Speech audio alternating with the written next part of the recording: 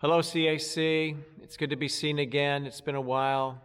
The end of April, I was in Sierra Leone with Daniel Reister and Hope Martin, a photographer we took to do some work for us.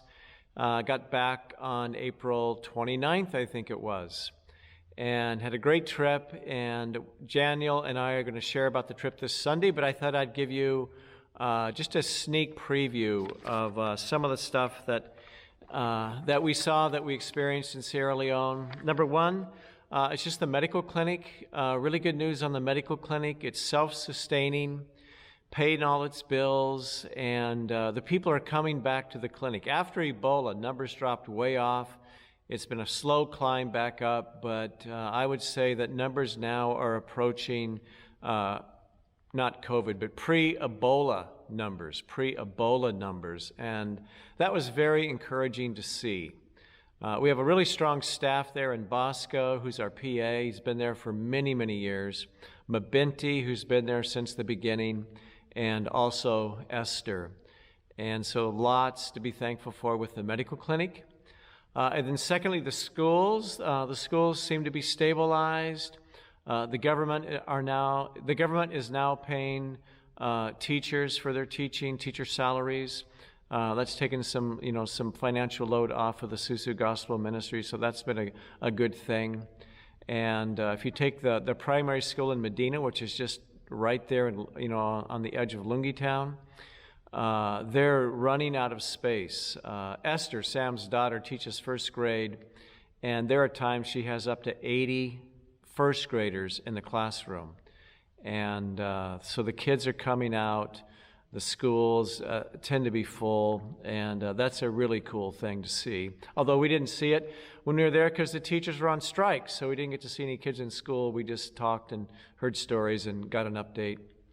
So medical clinic, schools, and then the church in Lungi. Again on Sunday, it was full, standing room only. It's full of life.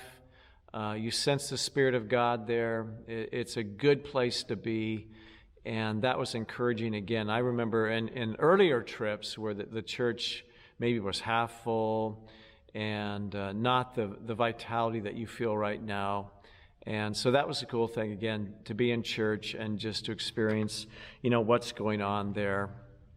A highlight of this trip was seeing the property that has been purchased for the hospital that we hope to build. And it's right near the Medina School. And so all of us, Tim, Daniel, Hope, Sam, and John and Joseph, one afternoon, we just walked the boundary of the property to get a sense for how much land there is there. There's more than enough land, and that was a cool thing to do. And then the morning before we left, Thursday morning before we left, we went back out and prayed over the land, prayed on the land, consecrated it to the Lord, as well as those who will work in it, the people who will come to it, and just ask the Lord if He would do great things there. And so we can thank God for that land, and now just continue to pray for this hospital project to get closer and closer to, first of all, breaking ground. And we'll let you know more about that when the time comes. Last thing, just a little bit about the weather. When we were there, it's the end of dry season. Rains usually start middle of May, June, and really, really hot, really, really dry. And so let's just pray for rain.